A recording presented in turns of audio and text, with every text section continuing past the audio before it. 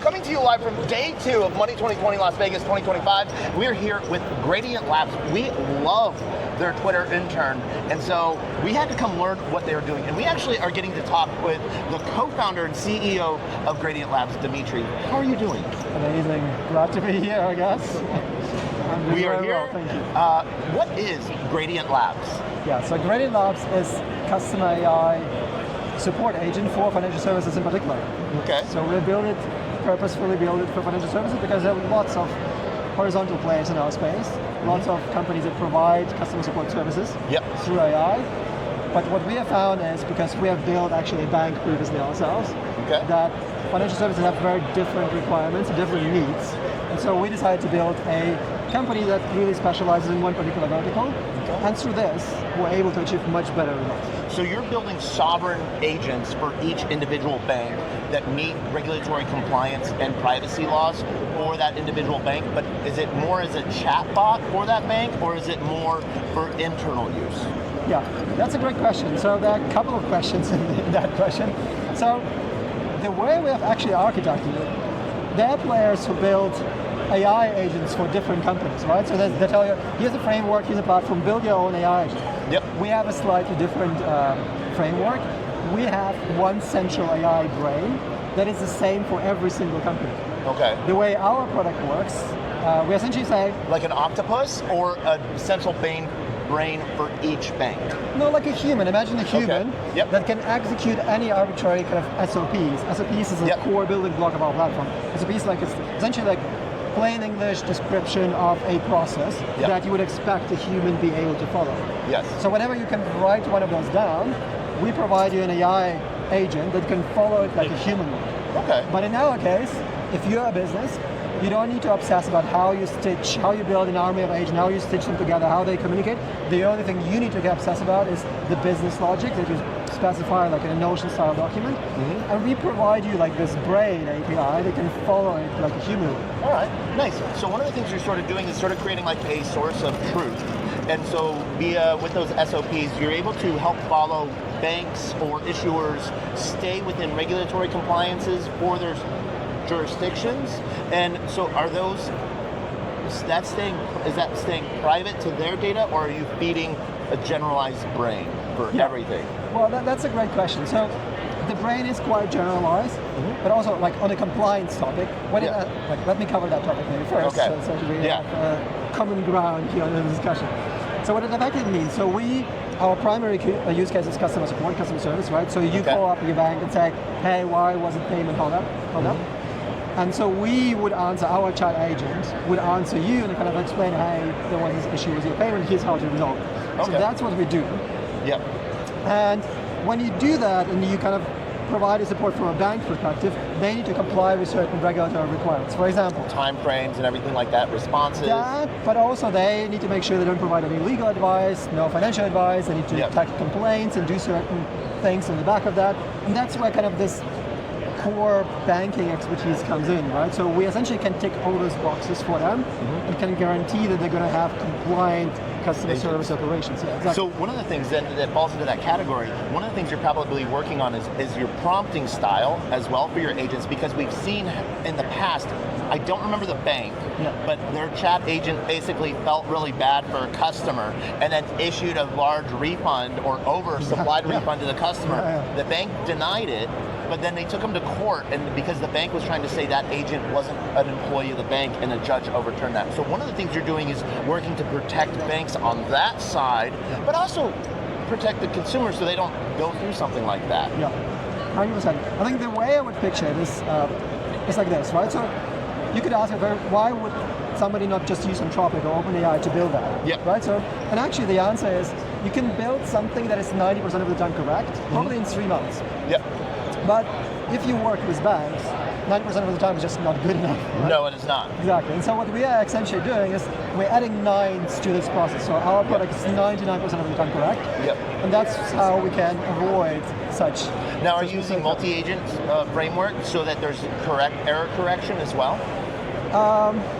Well, I think it's an implementation question. Yep. Like we treat our agent as one agent, like one central brain. That is very key to what we do.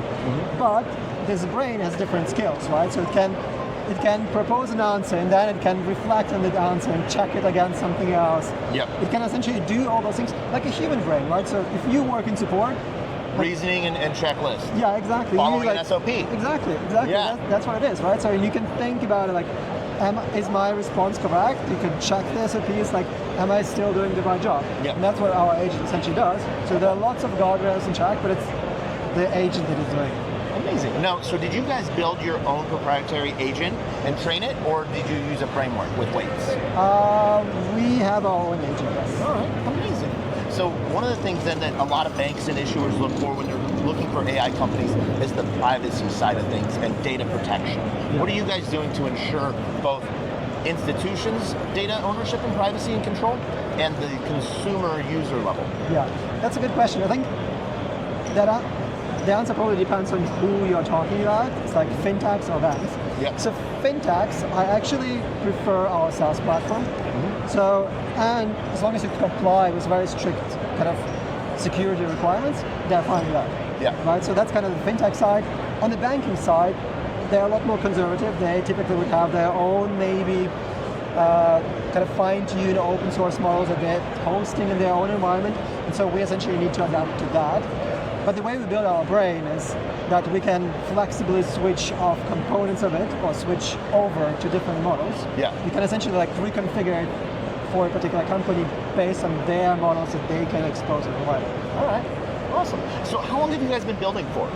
2.5 years. All right, nice. And what do you see you guys being in the next, normally the question is 5 years, but when we add AI to it now, it's where are you going to see yourself in 6 months? Yeah, 6 months, okay. Thank you, that's much easier. 5 years is just, so we recently launched in the US, so actually Zan, one of those guys, is... See, that's pretty cool. Yeah? Yeah.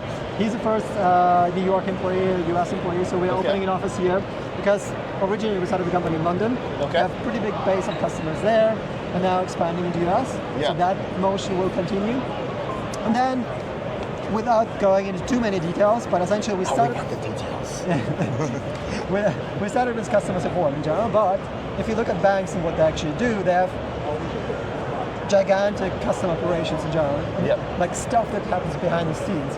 And all of that stuff is also procedural, like SOP based. Essentially, we built a very generic technology that can follow any SOPs on the back office side as well. So we're expanding more and more to back office use cases rather than purely like customer direct communication. Nice. Now, a harder question. I don't want to put you on blast too hard because we have to play nice with everyone. Are you seeing a huge difference in legal opinion and direction in different countries and regulatory uncertainty towards AI in the banking industry? Yeah, for sure. I mean, Europe. We're not going to call anyone out in Europe. Yeah. So I think, but you know what? It's more conservative. It's a higher bar to meet.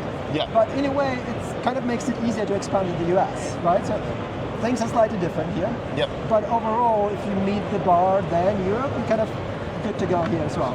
Nice. So in a way, it was kind of good to start from a more difficult place. All right, cool. So one of the questions that we see that's really big here in Money 2020 this year also is blockchain. Is Gradient Labs doing anything in blockchain? We're not, I'm afraid. I'm sorry. No token. All right, awesome. And so if people want to learn more about you, one, what kind of customer are you looking for? Well, we have two types of customers, fintechs and sort of more traditional financial services. Okay. So predominantly customers who have larger support organizations, essentially. That's what we are aiming for. Okay. So consumer focused typically, or like small businesses focused, that's where you would have large organizations. If people want to find you, where can they find you? Gradient-labs.ai. Gradient-labs.ai. All right, cool. So now, can we go into a little fun? Yeah, oh that's it. Oh boy. Okay. Yeah, wait, no, that's all stuff has been fun. Are you going to take my badge? No, not today. Oh, you still got to be here for the conference. You're good. So, one of the things we wanted to know, what is your favorite agent right now? In what sense? Like, there are so many agents. There are so many agents, but what agents are you using right now? Oh, probably a boring answer. I actually really like the research agents, both of Anthropic and OpenAI just because it saves me so much time. Yep. Like, we traveled here, Las Vegas, researched the restaurants, researched the pubs. But, like, it would have taken me hours to do, like, find really nice places based on your requirements. Yep. It was just like such a dream, so easy. Because you've been using the same agent and now you have persistent memory. Yeah. Nice. What are your thoughts on private and uncensored AI? In what sense? Like Private data, yeah. consumer data is protected, not going into a black box or anything like that. You know, what we're seeing with FHE and T's as well being utilized in AI. No strong opinions there, just probably not the most educated. Well, not the most educated, just no strong opinions probably. Awesome. Now, Money 2020, any last thoughts and anything you're excited for, any talks? Oh, there are so many good ones. I mean, I just get excited, right? I didn't attend any yet, so because we had actually quite a few conversational stands here. Okay. But we'll check them out. All right. Amazing. Dimitri, it has been an honor talking with you. Check out Gradient-labs.AI to learn more about what they're doing. Amazing. Check it out. It's a good book.